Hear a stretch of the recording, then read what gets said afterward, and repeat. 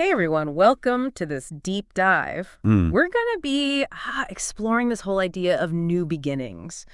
That energy of starting fresh. It can be exciting, right? But Yeah. also a little scary sometimes.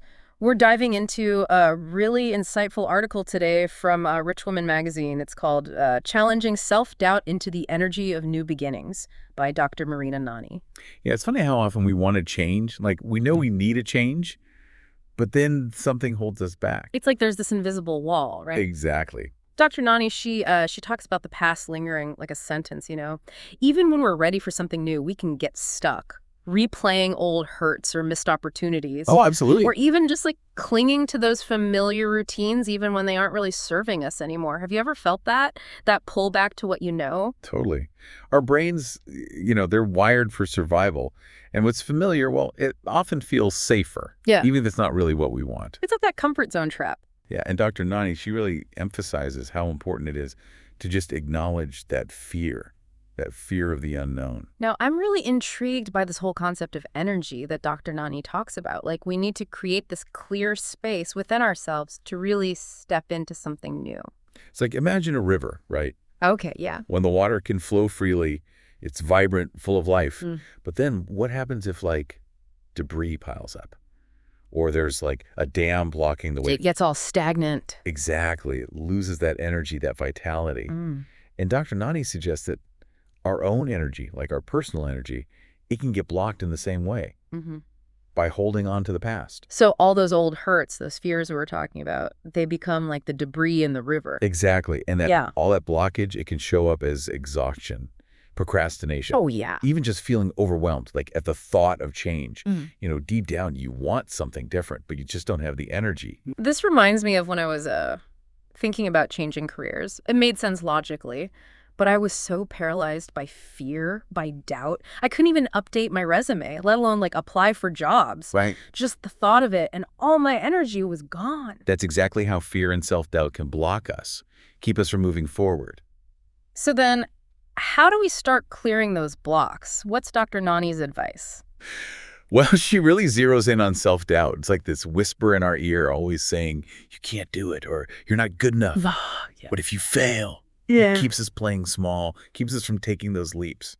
But isn't there a healthy amount of self-doubt, though? Like, how do we know when it's become a problem? That's a great question. A little bit of self-doubt, it can be good, actually. Right. Keeps us grounded, Yeah. Stops us from doing anything too reckless.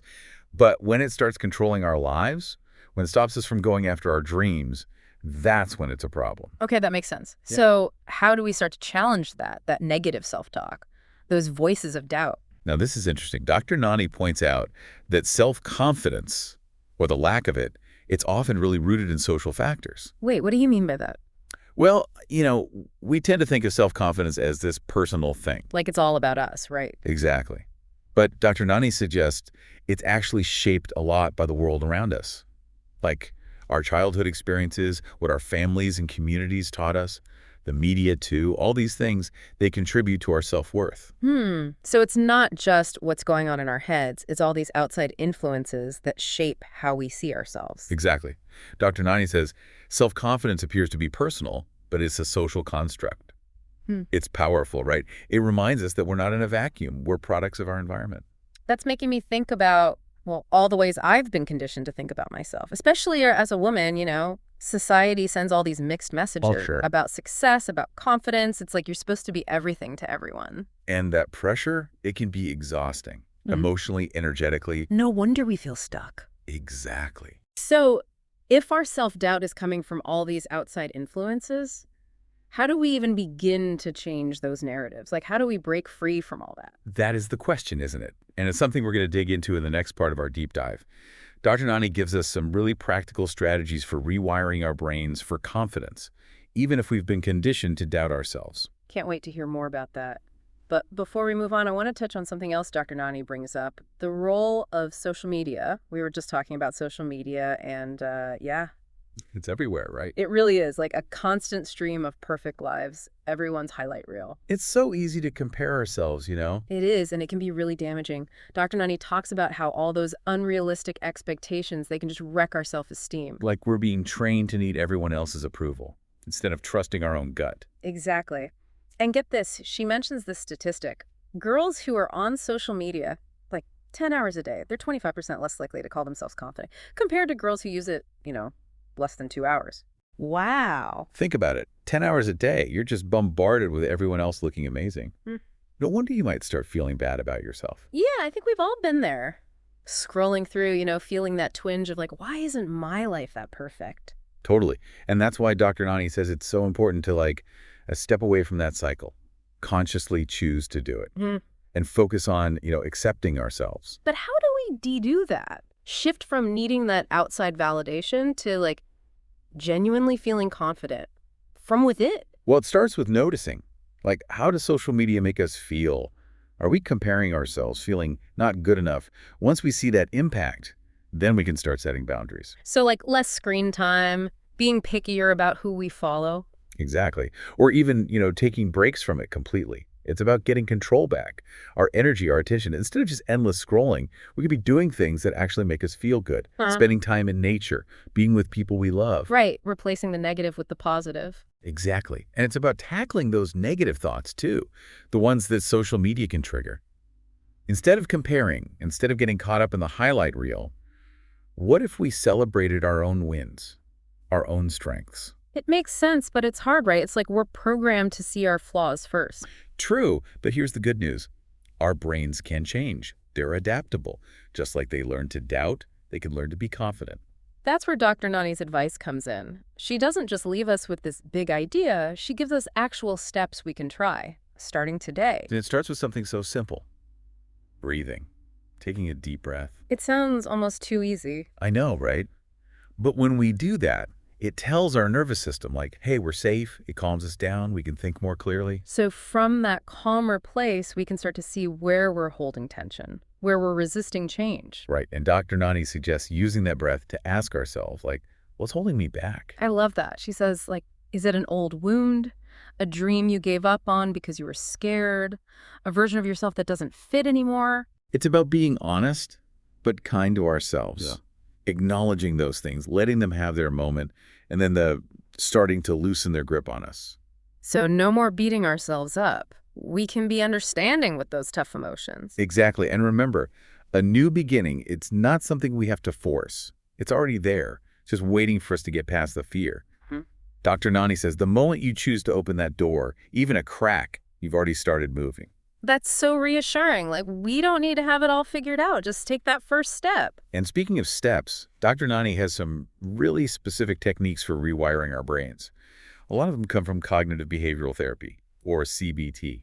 I've heard of CBT. What is it exactly? Well, it's this type of therapy that focuses on how our thoughts, feelings, and actions are all connected.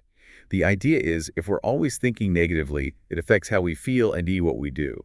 CBT helps us spot those thought patterns and swap them out for better ones. So instead of I'm not good enough, it's more like I'm capable, I'm worthy, I'm learning and growing. Exactly. And the more we practice those new thoughts, the more they stick. And we become more confident. That's amazing. We can actually change how we think. We can. And Dr. Nani recommends some specific CBT things for tackling self-doubt. One is called thought stopping. Like literally stopping a negative thought and switching it for a positive one. Like interrupting that downward spiral. Yeah. Another one is cognitive restructuring. That's about looking at the evidence. Is that negative thought even true? A lot of times when we really look, we realize it's based on twisted thinking, stuff that's not even rational. So if you're thinking, I'm going to fail, you'd remind yourself of times you've succeeded before. Right. Or focus on your skills. By challenging those thoughts, we get a more balanced view. And Dr. Nani is clear that this takes time, right? It's not like, boom, instant confidence. It's gradual, small steps each day to shift our thoughts, our beliefs. Like training a muscle. Exactly. The more we practice, the stronger we get. It's so encouraging to hear that we can actually change how we think, build up that self-confidence. But what really struck me about Dr. Nani's approach is it's all about being kind to ourselves. Yeah, absolutely. We're not bad for having self-doubt. It's about noticing it and then gently, guiding ourselves to a better place. It's like we have to be our own best coach, right? You wouldn't yell at an athlete for struggling to learn something new. You'd be encouraging, supportive, help them get the tools they need. And we deserve that same kindness from ourselves, right? That's a great way to put it. Speaking of tools, we talked about CBT. Are there other things that can help us with self-confidence and embracing new beginnings? Well, for sure. Dr. Nani talks about mindfulness stuff too, like meditation or journaling. Those can help us become more aware of our thoughts and feelings, but without judging them. And that lets us handle challenges better, more calmly. I've tried meditation, but honestly, my mind just races. Any advice for someone starting out? One thing that helps is focusing on your breath. Like really pay attention to it as you breathe in, breathe out. It's simple, but it brings you back to the present moment when your mind wanders off. It's like an anchor, right? Something to focus on. Exactly. And if you find your mind wandering, which happens to everyone, just gently bring it back to your breath. No judgment, no frustration. It's all part of it. And I like how Dr. Nani says new beginnings, they don't have to be huge changes. Right. They can be small things that build up over time. It's those small, consistent things that make a difference. Like we were saying before, it's like training a muscle. You wouldn't expect to, run a marathon on day one. Right, you build up to it. Exactly. So it's not about those big resolutions that we never keep. It's about those little steps each day, ones that get us closer to where we want to be. And even those little steps can be powerful. Like, what if every morning we just wrote down 3 things we're grateful for? That could change our whole outlook. It could.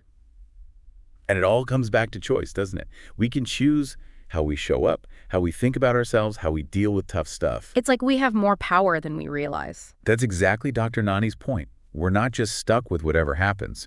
We have agency.